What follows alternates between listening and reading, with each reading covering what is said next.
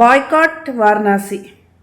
దేవుణ్ణి అన్ని విధాలుగా అనటం, నాకు నమ్మకం లేదు అనటం, ఇవందరికీ కూడా బాధించిందండి. ఇది కరెక్టే, అలా అనకూడదు. అంత పెద్ద స్క్రీన్ ముందు ఆయన ఎన్ని కష్టాలైనా పడవచ్చు, కానీ నాకు దేవుడి పట్ల నమ్మకం లేదు. తీసే అన్ని దేవుడి సినిమాలే, తీసే అన్ని దేవుడి పాటలే, కానీ నాకు దేవుడి మీద నమ్మకం లేదు. ఇది ఒక పెద్ద కన్ఫ్యూజన్ లాగా ఉంది. అంటే అసలు ఆయనకి బిజినెస్ కోసం తీస్తున్నాడా, డబ్బుల కోసం తీస్తున్నాడా, లేదంటే భక్తితో తీస్తున్నాడా? కానీ నేను ఒకటి చెప్తానండి. అసలు ఫస్ట్ ఆ సెట్లో ఏం జరిగిందంటే, అసలు యాక్చువల్గా వాళ్ళ వైఫ్ కూడా ఆంజనేయ స్వామి భక్తురాలు. మా ఫాదర్ కూడా నీ వెనక ఆంజనేయ స్వామి నీకు నడిపిస్తాడు అని ధైర్యం ఇచ్చాడు. కానీ ఏడే ఆంజనేయ స్వామి ఎక్కడా అన్నట్టు ఫ్రస్ట్రేషన్. ఎందుకంటే ఆయన అలా అనుకున్న అక్కడ ఏమైందంటే సమ్ టెక్నికల్ గ్లిచెస్ రావటం వలన అది ప్లే చేయలేకపోయాడు 3-4 సార్లు. యాక్చువల్గా ఆయన ప్లే చేయాలనుకున్న వీడియో ఏదైతే ఉందో అంత పెద్ద ఎల్ఈడి స్క్రీన్ పెట్టి అంత అద్భుతంగా ఫిల్మ్ తీస్తాడు కాబట్టి ఆ పేరు కూడా ఆయన సీక్రెట్గా పెడదామని చూశాడు. కానీ ఎవ్రీథింగ్ ముందే వచ్చేస్తున్నాయి.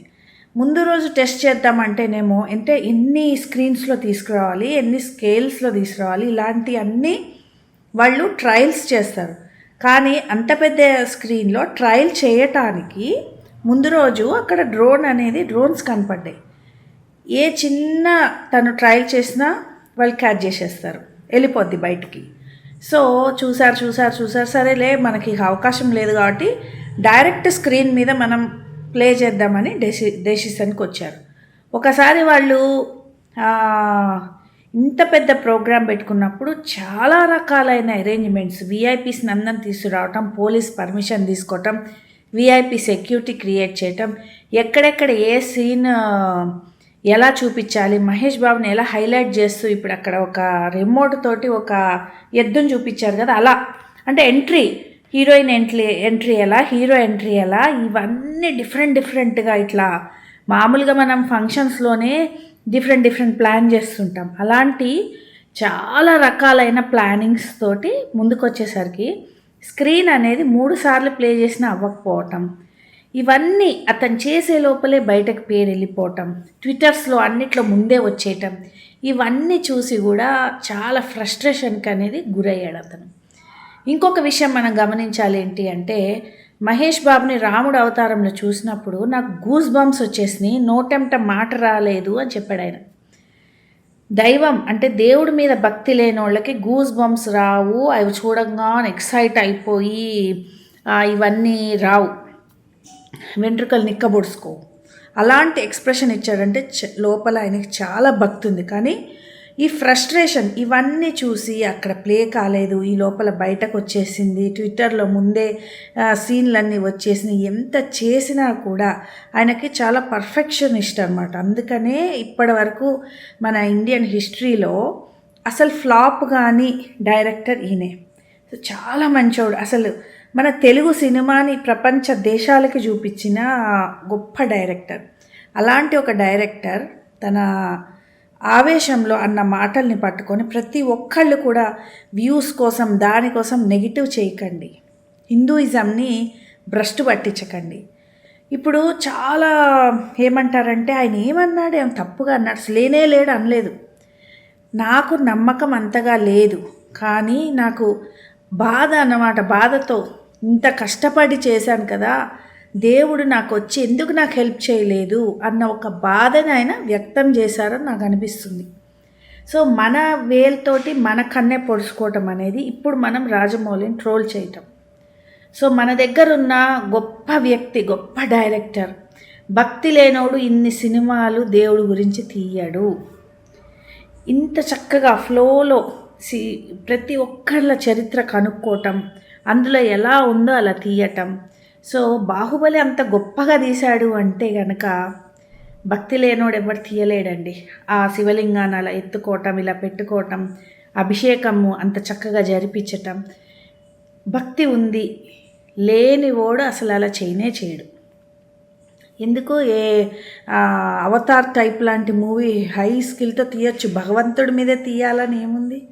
కానీ చిన్న ఫ్రస్ట్రేషన్లో చాలాసార్లు మనకు కూడా ఎగ్జామ్లో సపోజ్ పిల్లవాడు కనుక ఎగ్జామ్లో పాస్ కాకపోతే ఇన్ని పూజలు చేశాను దేవుడు లేడు అని అంటే ఆ చైల్డిష్ థింగ్, ఆ ఫ్రస్ట్రేషన్ అనేది కనపడింది. అంత మాత్రాన మనం ఆయన్ని ట్రోల్ చేయకూడదు, ఇది నా అభిప్రాయం. అంత మాత్రాన బాయ్కాట్ వారణాసి అవన్నీ చేయాల్సిన పని లేదు, జస్ట్ కూల్గా ఉండండి.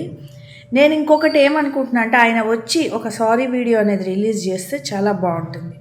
ఇంత పాజిటివ్ ఎఫెక్ట్ ఉన్న ఫిల్మ్ని మనం నెగిటివ్ చేయకూడదు. ఈ చేసేది మొత్తం ఈ ఆన్లైన్లో ఉన్న వాళ్ళు, యూట్యూబర్స్, కొంతమంది ఇన్స్టాగ్రామ్ వాళ్ళు, ఎందుకంటే వాళ్ళు వీడియోస్ బాగా పోవటానికి. మామూలు వాళ్ళు ఎవ్వరు చేయట్లేదు, మీరు చూసుకోండి. నెగిటివిటీని ఎవ్వరు స్ప్రెడ్ చేయట్లేదు, వీళ్ళే వ్యూస్ కోసం చేస్తారు. ఎప్పుడైనా పాజిటివ్గా తీసుకున్న వీడియో కంటే నెగిటివ్గా తీసుకున్న వీడియో ఎక్కువగా వెళ్తుంది. సో అందుకని ఇదే టైం అనుకొని నెగిటివిటీని బాగా స్ప్రెడ్ చేస్తున్నారు. ఆయన అన్నాడు, నాకంతగా నమ్మకం లేకపోయినా నేను నమ్ముతూ తీశాను అంటే నాకు పూర్తిగా నమ్మకం లేదనలేదు, చాలా నమ్మకం ఉంది అనలేదు. ఫ్రస్ట్రేషన్లో ఉన్నాడు, దాన్నే ఆయుధంగా తీసుకొని వ్యూస్ కోసం, డబ్బుల కోసం నెగిటివిటీ చేయకండి. ఉన్న ఒక మంచి డైరెక్టర్ మంచి ఫిల్మ్స్ తీస్తాడు. మొత్తం ఇంటర్నెట్ మొత్తం అన్నిటి ఫేస్బుక్లు, ఇన్స్టాగ్రామ్లు, యూట్యూబ్లు తిట్టుకుంటూ చేస్తే అది నచ్చలేదు. ఎందుకంటే మనిషి 100% పర్ఫెక్షన్ ఎవరికి ఉంటుందండి? ఎందుకంత నెగిటివిటీ స్ప్రెడ్ చేస్తారు? 4 రోజులు ఉంటే నేను అనుకోవటం సారీ వీడియో ఒకటి రిలీజ్ చేస్తే బాగుంటుంది అని అనుకుంటున్నాను. అది ఒక్కటి మాత్రం రిలీజ్ చేయాలి, కానీ ఈ లోపల మనం ఇంత నెగిటివిటీ స్ప్రెడ్ చేయకూడదు. ఎందుకంటే ఉన్న పర్ఫెక్షనిస్ట్ ఆయనే. ఇప్పుడు ఒక సినిమా ఫీల్డ్లో ఏ హీరో అయినా హీరో క్యారెక్టర్ పెట్టారు అంటే హీరోనే కమాండ్ చేస్తాడు, నా క్యారెక్టర్ తగ్గట్టు ఈ సీన్ తీసే, ఆ సీన్ తీసేది. కానీ వన్ అండ్ ఓన్లీ డైరెక్టర్ ఏంటంటే ఆ హీరో అడుక్కోవాలన్న క్యారెక్టర్ అక్కడ ఉంటే నువ్వు అడుక్కోవాల్సిందే. ఆయనకు నచ్చేదాకా టేక్ 1, టేక్ 2, టేక్ 3 ఎన్ని టేక్స్ అయినా తీసుకోవాల్సింది. అంత పర్ఫెక్షనిస్ట్ కాబట్టి ఆయనకి ఫ్రస్ట్రేట్ అయ్యాడు అని నాకు అనిపిస్తుంది. అది పెద్ద అంత తప్పు లేదు, బట్ ఒక సారీ వీడియో అయితే రిలీజ్ చేయాలి. ఈ లోపల మీరు ఒకటే ఇట్లాంటోడు అట్లాంటోడు హిందువులకి అగెయిన్స్ట్ అది ఇది పిచ్చి పుకార్లు పెట్టకండి. ఎందుకంటే హిందూయిజంని ఎంత బాగా చూపించాడు, దేవుళ్ళని ఎంత చక్కగా చూపించాడు ఆయన అన్ని సినిమాలు చూడండి. సో ఫ్రస్ట్రేషన్లో నోట్లోంచి తప్పు దొర్లుండొచ్చు, బట్ ఒక సారీ వీడియో చేస్తే అయినా సరిపోతుంది.